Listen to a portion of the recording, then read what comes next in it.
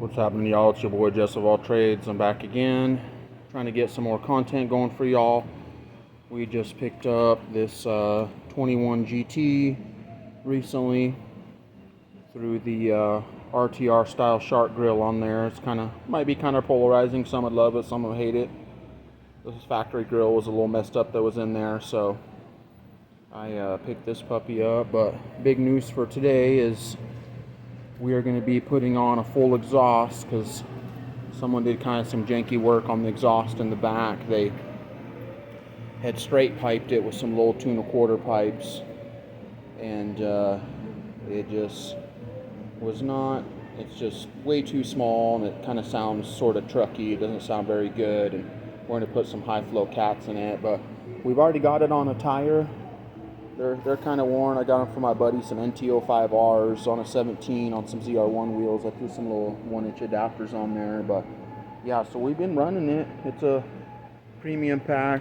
I got a bunch of my junk in there right now, but it's all leather, and so it's a pretty sweet little car. It's a 10-speed, of course. In my opinion, that's the way to go on these 18 and ups. Of course, this one's a 21, but they're hard to beat with the stick because they shift so fast. They really kind of maximize the gear ratios. But we've been winning some races in it. I beat new C8 in it. I beat I think a 2018 or 19 Grand Sport. I beat a full bolt-on like 12 Coyote, a full bolt-on first-gen Coyote on long tubes in the 85 and everything. A couple other pretty good races in it. So went kind of door-to-door with a newer Supra that I think had a couple bolt-ons. So yeah, but I got a couple of those videos. I'll post them too. But big news for today, we're going with some long tubes. They're nothing fancy. Let me get this focused. There we go. Nothing fancy. Just some good old eBay long tubes that are replica of the pipes. They're listed as for 11 to 16, but in reality, you know, if you look at the BBK headers, some of them are listed all the way from like 11 to 23. So fingers crossed, they should fit in there, no problem. It's just the collectors are different, so they list them for different years. But all the Coyote headers are pretty much be the same. I picked up a little used boreless setup down in El Paso. It's only 2.5, unfortunately, but it'll be fine for what I'm doing with the car. It's more like a daily driver for me. I've got my F-body and another Shelby to do my racing with and stuff. I mean, we'll be running this car. We should make plenty of power on this. I just need to get that crappy little exhaust system off there because they had also straight piped it where the cats used to be and only put 2 1/4. So it's just atrocious right there. It's just they kind of did a hack job on the exhaust. So yeah, I picked up this little boreless system and you kind of clean up the tips a little bit and stuff. But it's all stainless, 2.5. I got a 3-inch high flow cats where I'll be coming off the headers, and then I went ahead and got, let's see here, 3-inch band clamp setup, or I'm sorry, V-band setup. So instead of doing that ball and socket, one of them was a little dinged up from shipping too. We're gonna cut that back and do the V-band style, weld the other side of the V-band onto the cat, so it'll be a nice connection right there. We just got to make sure it's sitting how we want, because it doesn't have the adjustability of a ball and socket setup's the only other drawback, so you got to kind of make sure it's sitting good. But yeah, that's it. I think those are ATAC mufflers, but I'm not sure. Got the system used, but got a killer deal on it, you know. So everything's sitting here. We've probably got $600 in it, in the whole setup, you know, for a full system instead of like $3,500.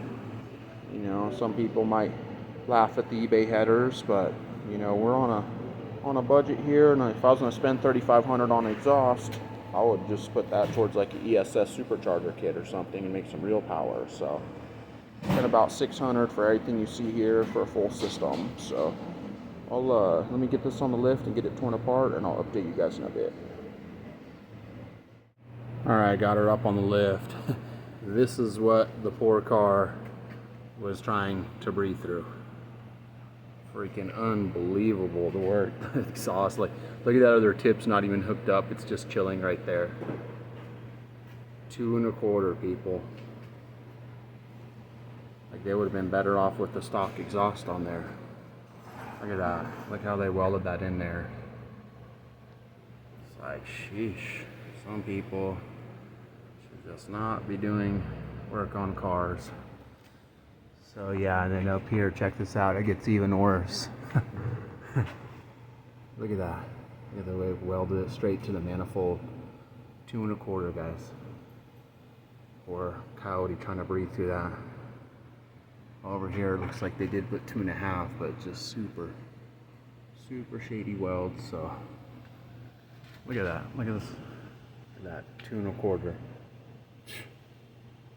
So yeah, it's gonna open this thing up. I mean, it's just crazy. It would have been making way more power through the stock cats and stock mufflers than what it's doing with this. So, and it's gonna sound a lot better too. So yeah, let me get all this junk pulled off here, and we'll start getting our long tubes put in there. All right, quick update, guys. Welcome to eBay header life.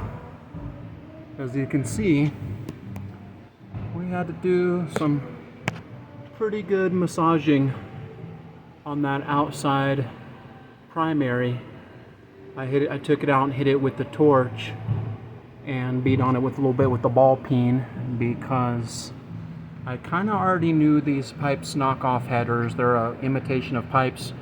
On my 12, they were hitting the column a little bit, the steering shaft a little bit, so I was kind of expecting it, but this was getting way up into the steering shaft. I don't know if it's a bigger shaft on the 18.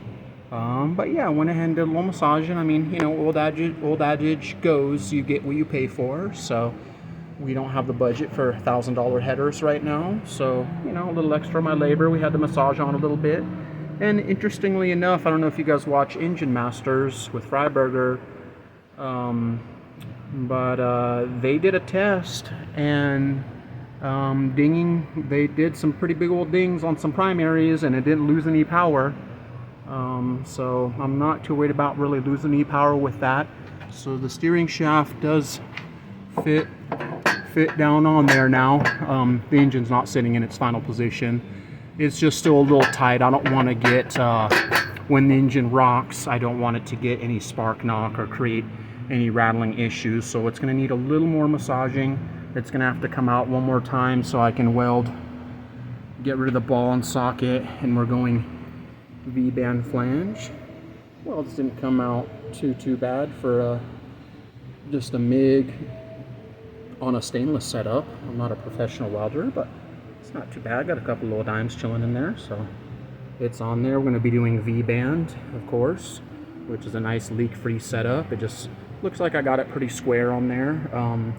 And when I mock up the high-flow cats, I'll be able to play with how it's sitting, if I need any angle on the cat to adjust for how the system's sitting. Again, this header isn't tightened down, so it's gonna sit more, you know, kind of like up there, so it's not tightened down yet, but it's mocked up. But yeah, no problems on the passenger side. So yeah, I mean, you know, you get what you pay for, guys.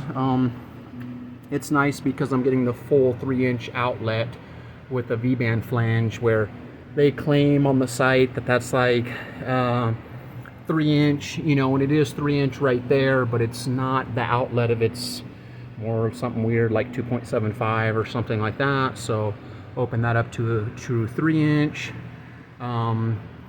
We'll be necking down to 2.5. I mean, it's not ideal, but it's going to be a whole lot better than the 2 1/4 they had in there. So I'll do some adapters.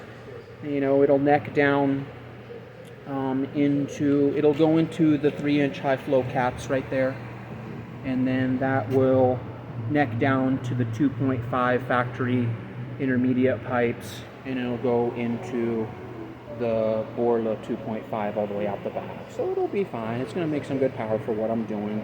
It'd be nice to have 3-inch all the way back, but again, I'm not trying to get a whole $3,500 system here. We're saving our money for a ESS kit later, supercharger kit. So yeah, that's where I, guys, look at this, guys. Look at that. That is 2 1/4 right there, people. Look how choked up that is. Unfreaking believable, man. So yeah, I mean, who knows what kind of power we should be picking up with you know, the long tubes and all that. So still gotta bolt those down in there. So just a quick overview. If you guys haven't done headers before, gotta yank out the starter. Motor mounts, there they are on the ground. I got the motor mount just kind of mocked up on this side so I could level the engine down where it'd be sitting out to check the steering shaft. But yeah, steering shaft, motor mounts.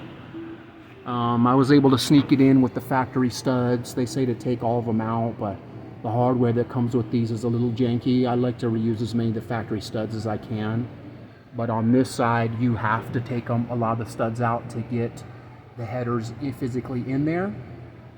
And then I replace as many of the studs as I can, and I'll use some of the hardware. I might go to Lowe's and just get some better hardware because I don't like how the hardware fits with these eBay headers. The hardware was going in like a little strange. So, but yeah, quick overview.